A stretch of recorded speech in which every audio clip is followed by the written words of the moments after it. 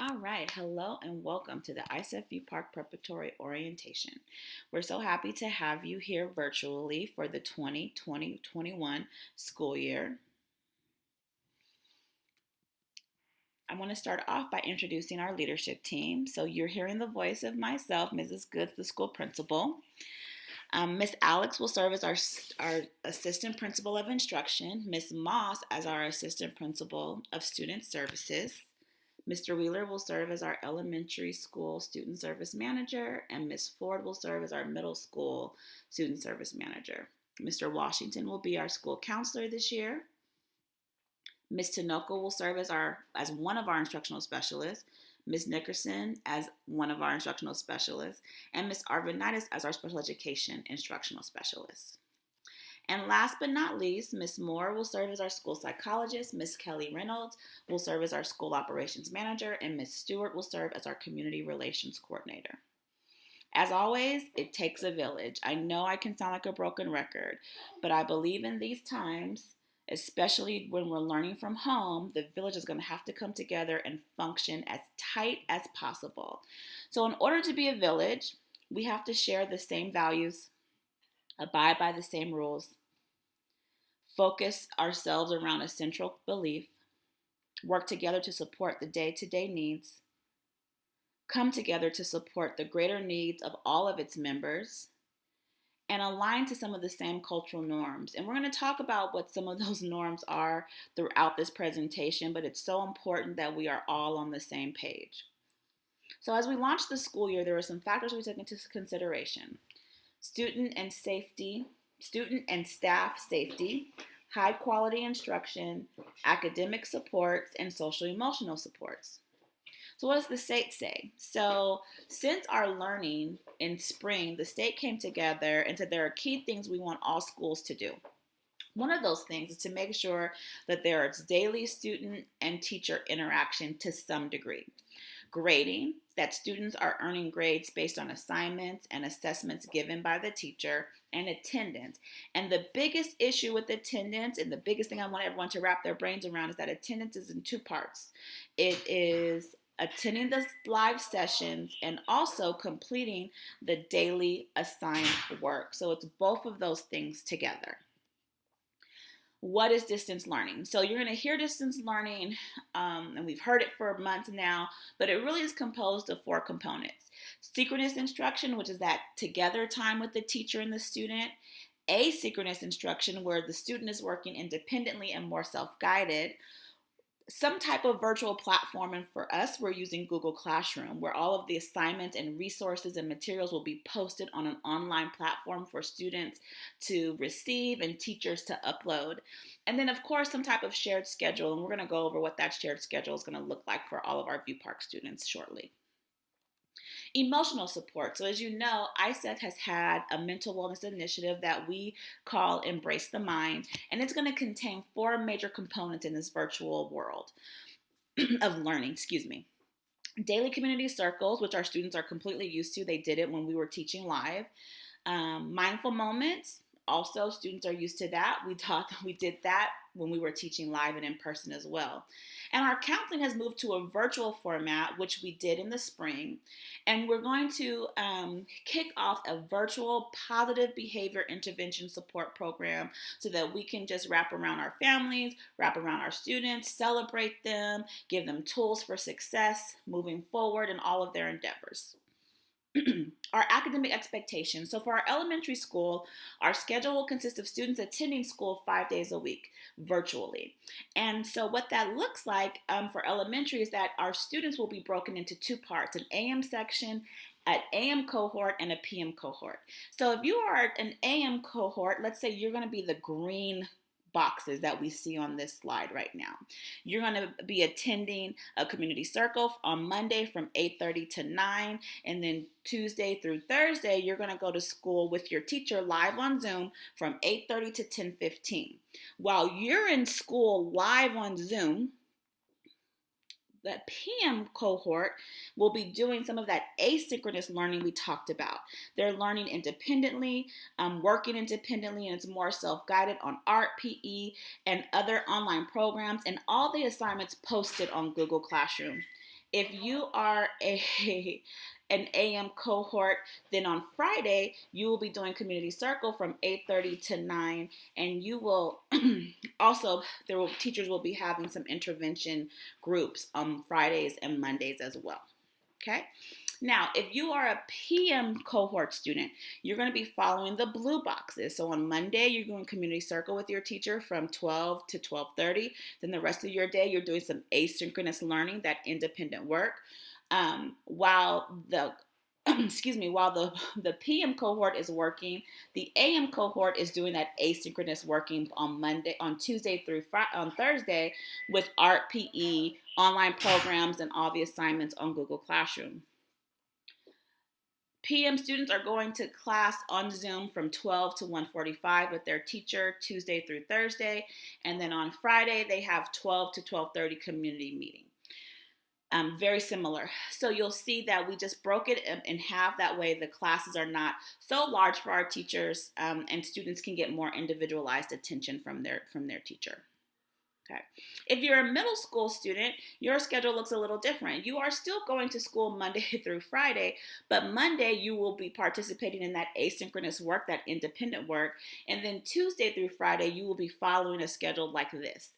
Every student, however, will be getting their own personal schedule, so you will know what your schedule is, what your period 1 is, what your period 2 is. That first material distribution week, you will be given your class schedule as well. And then there are times where there will be some alternative when it comes to science, history, art, and PE, and all of that will be self-explained in the student's particular schedule that will be given out during the material distribution. Something else that we're offering that's a little different are these student success conferences, which are very much like a parent-teacher conference. But these conferences are held specifically at the beginning of the year, so the first 2 weeks of school, teachers will meet with their students' families and go over expectations, communication, address concerns, things like that, go over the online platforms and all that is needed. Parents are definitely here to address any types of questions that they have, and the teachers are going to do their best to answer in their best ability. Okay, so we want to make sure that you schedule some time so that you can meet with your child's teacher or your children's teacher during these 2 weeks, because it is critical. Now, these conferences will be held via Zoom, so there will be an easier way to attend because we're just going to be holding them virtually. Our material distribution is going to happen during the week of August 10th through the 14th, and forgive my typo, from 8:30 to 12 and from 1:30 to 4. All students will be required to check out an ISEF laptop, which is very different from what occurred in the spring. But with new requirements, we need to make sure that all students are holding themselves accountable to the work, and having an ISEF laptop allows the teacher to manage that. And it also makes it a little easier for them to take assessments and things like that. So it's very important that we recognize that during that week, if you were one of the parents who didn't need it, we still need you to pick up this ISEF laptop. Students are required to do their work during this time on the laptop. During these material distributions, we will also be giving out student success kits, art kits, and grade level textbooks. So we've basically done all the back to school supply shopping you needed, and we're giving that out to you. And we'll talk more about supplies a little later, but I just wanted you to understand that we call it material distribution because you're getting beyond technology. You're getting everything that the student is going to need. The second thing I want to talk about as far as materials are concerned is that we will be, as long as we are in this pandemic, there will be times where we're going to need to host more distributions, because we're going to need to give more information to you all during this time period. So just expect and have some flexibility in that there will be other times when we'll have to call for more distribution times. These are the materials that are inside your student success kit. So when you come to pick up your materials, you will get sort of a material list of all the components that are inside your kit. And then the things that are highlighted are things that we're expecting that parents will have to replenish throughout the year as long as we're in this virtual learning is pencils, erasers, some of the bare basics, I guess you can say, just the bare basics. So this is our success kit list for K through 5. And this is our success kit for 6 through 8. And then SPED will be getting these additional things, and you don't have to worry about replacing those because you're already replacing some of the grade level expected materials. All right, let's talk about grading. So students will receive grades based on assignment completion and work quality. This is very important because it's not just about turning in the work, but if the students did the best that they could and if they're answering the things correctly or the items correctly. So it's really, or following the rubric. It's really important that students understand it's not just about turning something in, but it's equally about, did I present my best self? Did I give my all to this assignment? Did I ask for help? Did I show my work? That type of thing. It is very, very imperative that students understand that. And so we're asking that parents help to message that because we saw in the spring that students struggle with two things. One, they either struggled with completing the work and putting it and turning it in, or they struggled with quality of work. And so we need parents to help wrap around our kiddos just to express to them that it's not just about one or the other, but about both. It's a partnership. And just to help with communication, we will be giving out progress reports and report cards every 6 weeks. So that way parents can stay abreast of what's happening. But I want to say that waiting 6 weeks to find out can be detrimental to a student's grade. So it's really important that you're checking Google Classroom, you're checking grades, you're communicating with teachers to make sure that students are not falling behind because it's very hard to catch up. Very, very hard to catch up. Okay, so how will we conduct live lessons? Well, I think we're all used to Zoom at this point. We will continue with Zoom. Teachers will be given out specific links during the material distribution so students know exactly where they're going come the first day of school. Students are expected to be dressed appropriately for each day on Zoom. So it's super important because we saw in spring that kids struggled with being dressed, hair being combed, face being washed. We want them to get up, get dressed, and be prepared for the day just as if they were leaving the house going to school. It is very important. And so we just want to help stress that with parents. If you can help us with that, because this is how we're going to be in school for a while now. And we don't know how long this is going to be in existence. And we want to make sure that our students understand that even though I'm at home, I still have to be prepared for my day. An additional thing that we want to go over is that Zoom cameras need to be on and our students are expected to show their face. And so if students are self-conscious about themselves, there is a way to hide the self-view on Zoom so they can't see their own face. But it is really important that they understand that these are the expectations that we have to show ourselves, because if we were in person, we would be showing ourselves. There wouldn't be any difference. And we want students to get used to that. And so we're going to stress that with teachers. We want parents to help stress that students are ready to go.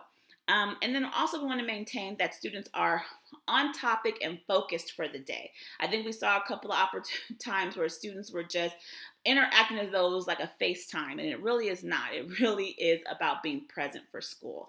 So we're just helping to message some of those cultural and village norms that we talked about. We all have to be on the same page. We all have to message the same thing to our kiddos. So we talked about some of that asynchronous time, right? And so for that asynchronous time, students are going to be interacting with some online programs. And we've already talked about Google Classroom. And once again, I want to highly recommend that parents are downloading that app to their phone. I'm a mom. I have my kids on that app. I knew when they were completing assignments and what assignments they had not completed. It helped me keep them on top of things, and it was very helpful. I was able to check grades. I was able to interact with their teacher. It is just so crucial. But aside from Google Classroom, there are some other online programs that we will be using. So our TK through third grade students will be using Lexia.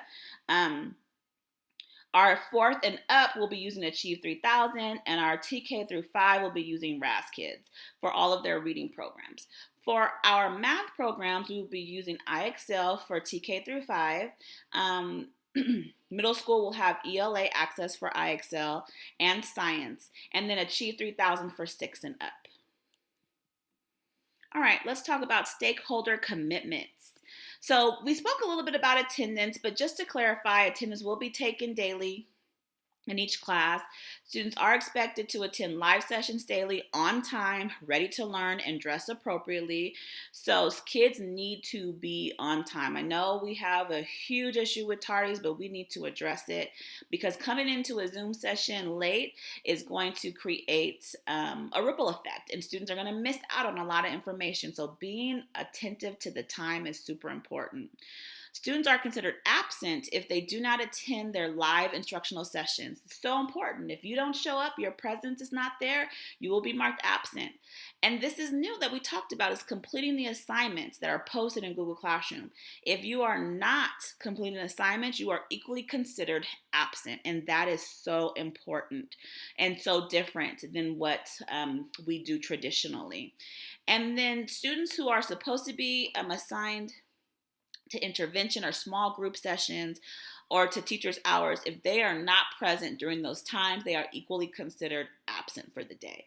So it is super important to keep up with your kiddos. We will do our best to communicate with parents, but kids maintaining a schedule is really, really important. All right, food program. So we, traditionally would offer breakfast and lunch at school, and we will continue to do that even in this virtual way. So we will have a food distribution at our school 2 days a week. Monday and Wednesday via a drive-through pickup service.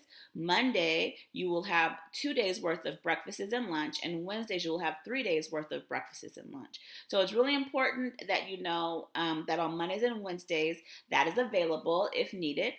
And also, I don't have the times just yet, but we will communicate that through Parent Square. We want to make sure that it fits into the student's daily schedule. So as we prepare more for that, that will be communicated within the next few days or so via Parent Square. So if you have not connected with Parent Square, please call the school. We want to make sure that you are in Parent Square. If you have not been receiving our messages, then that means you are not in Parent Square.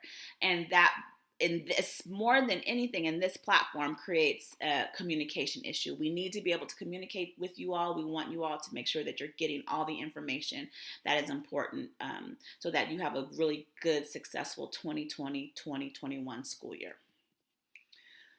Oh, next are school uniforms.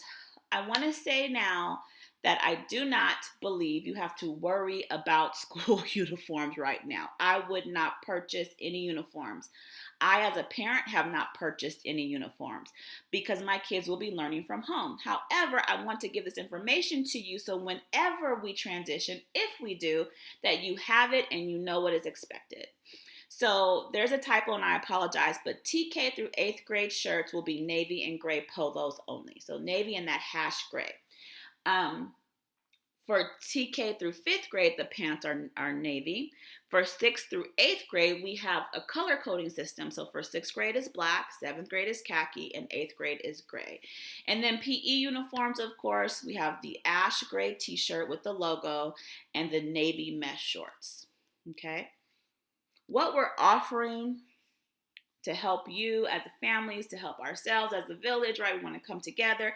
We hear your cries, and we know that the shoes and the outerwear for jackets have been a problem. So we're trying to compromise. So we're saying that in regards to shoes, students can wear black, white, gray, navy, or any combination of the four. So you can see the examples here. You can do gray and white, or black and white, or blue, gray and white, or solid white, or solid black. It is up to you. But those are the only four options. Please don't ask, can they have a little bit of red? No. Can they have a little bit of yellow? No. These are the only color options. This is it. I do believe this opens a wealth of variety of options for you all, and I hope that this is comforting. For socks, we're still going with solid black, solid white, solid navy blue, or solid gray. So please, hopefully this helps, but please stick to just these four colors. When it comes to outerwear, the same thing. Black, white, gray, navy, or any combination of those. Here are some options just so you can see for yourself. But we hear the village, we understand, and we want to make some opportunities of some choices for you. So hopefully this helps. All right. When parents are coming to campus, or any visitor actually, it could be a delivery person, it could be staff, students, whenever. Maybe you have to turn in something, or maybe you have a meeting with someone. During this time period, we will maintain social distance guidelines and offer drive-through options when large parties are expected for turning things in or picking items up, just like we're doing with the material distribution. If anyone needs to come to the office or on campus, their temperature will be checked before entering. If you have a temperature that is considered high by CDC regulations, you will not be allowed to enter. So I just want to make that clear, and that is for any business. I mean, if I went to Kaiser, and you can't enter if you have a certain temperature level. So they check your temperature before you get the clearance to come in. And then, of course, all parties are required to wear a mask and to wear it correctly. And this is expected for all stakeholders, including staff. All right, so there are some important forms that we always fill out during orientation, and so we've tried our best to make them as simple as possible for our parents. And so what we've been able to offer are some online forms. All of these URLs will be put on Parent Square and sent out voicemail, email, as well as text message. So bear with us, we will get all that uploaded today. You can equally pause, write it down, or take a snapshot if you're watching this from your computer. But here we have some online forms. You're going to go to this URL and you will be able to come to this first picture where you see it says part 1 of 5. It's very important because you're going to go through a lot of forms where you're filling out. Then you'll click submit. It'll take you to the next page and it'll be part 2 of 5 and then part 3 and so on and so forth until you get to the end. There are a lot of forms. Those forms include the IT expectations or compact, the parent compact, the parent handbook, the IT insurance. There's just a plethora of forms on here that you would normally handwrite, but now you get to type them in. And once you click on that start filling, it's going to take you to this next page and then you can begin to fill in. So hopefully this simplifies things. There are a couple of forms that are not included because they're coming from outside entities. However, we tried our best to put them all, as many as we could, into one URL for you to make it easy. Now, I will say, once you start, you have to finish. And you have to do it for every student, just as you would if it was a paper copy. You would have to fill out all this paperwork for all of your kiddos. There is no difference. Here, you're going to have to do a digital form for every single student that you have. Okay. The one thing I want to stress that's inside of those ISEF required forms is our technology insurance. So with our insurance, we have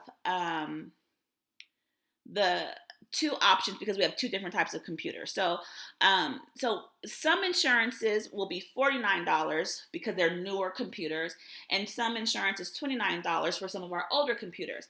This is highly recommended, parents. Highly, highly recommended. I, as a parent, am getting my students laptops from schools. I got their insurance because I can't afford to pay for each of those laptops if something happens to them, which in some cases it might. But in an instance of if something happens and I've paid the insurance and it's covered, then my students are covered, we're covered, and it's just a cheaper version versus them paying $200 to $500 for any broken device or pieces of the device that might need to be fixed. Okay, it's for all grades. We highly recommend it because if something happens and you don't have the insurance, then you will be required to pay for the part or the loss of the computer. So it's truly, truly, truly a lifesaver to invest in this insurance. Immunization. So kindergarten medical forms are super important. When we talked about all of the ISEF required forms, there's one form in there, I think that's in the part 1, that asks us about dental. That dental form is only for the kinder student. If you're not a kinder student, then you can skip through all of those questionnaires and move on to the next section. However, the other sections of those forms are important. So all medical, kinder medical forms need to be turned in ASAP. For seventh grade, you have the mandatory state required TDAP that needs to be done. I too, my daughter has her appointment next week. I have to take her so that she can start school.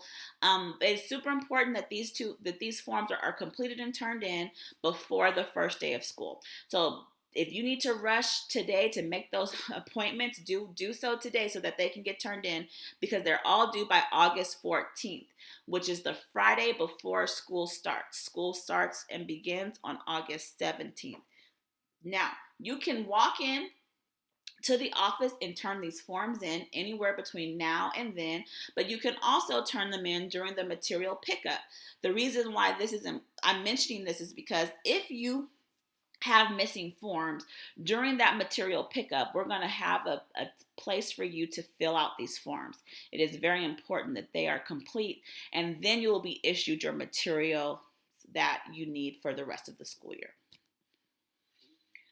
Okay, meal application. So once again, we do our best to get 100% meal applications. This year, it is no different. We need all families to fill out a meal application. Whether you qualify or not, it helps the school. So this year we're going to be doing it online. So all families will go online to Titan. And here's the URL up here, family.titank12.com. The page will look like this, and you will create an account. And once you create the account, it will allow you to fill out the meal application. Super easy. You can do it at your leisure. But when I tell you our school is in need of 100% of our families filling this out, it helps the school financially, and we need it, guys. We need every dime that we can hold on to. So please, please, please make sure you fill this out. And just pick a day to fill out all these applications and to get it out and completed. You know, it can feel a little bit like torture if you drag it on day by day by day by day. Just get it done and get it complete. It will definitely be good for you, and then it will help the school. Okay, so after school program, I've had a lot of questions about after school program, and I have not been able to answer them until today. So, excuse me. So for after school program, we are enrolling everyone and need all parents to fill out the application. The reason why is our after school program is going to provide tutoring assistance for all of our students. So we'll have live hours where they're online and students can go online to get some assistance for their work completion. And this is one way that we're able to help.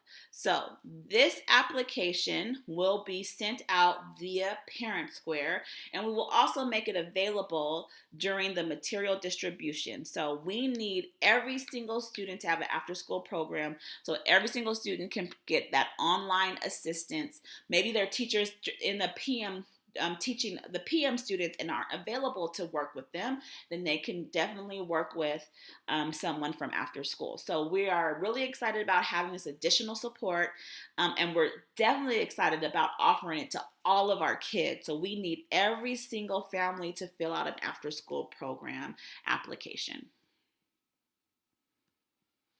Okay, so if you have any questions, here's the leadership team's emails that I introduced to you at the beginning of this presentation. We are always available 100%. We will not be at the school every single day, but we all have assigned days where we are working from campus. So sometimes you will see us in person, and other times we're more reachable by email for sure. So please don't hesitate. Take a screenshot. Pause this, write down our emails, and we will definitely be able to get in contact with you with any of your questions or concerns as soon as possible. The school is still available to take phone calls. You can call the school at 323-290-6950 or 6970. We are definitely available to speak to you as well. That's all that I have for you today. I want to thank you. I'm so happy that we have this YouTube channel because this presentation will be available forever, so you can access it whenever you want to. We wanted to make sure that there was something that you could have as a resource. And please, please, please subscribe to this channel because and click the notification button, because we will be offering other video resources as the school year moves on. Have a great day.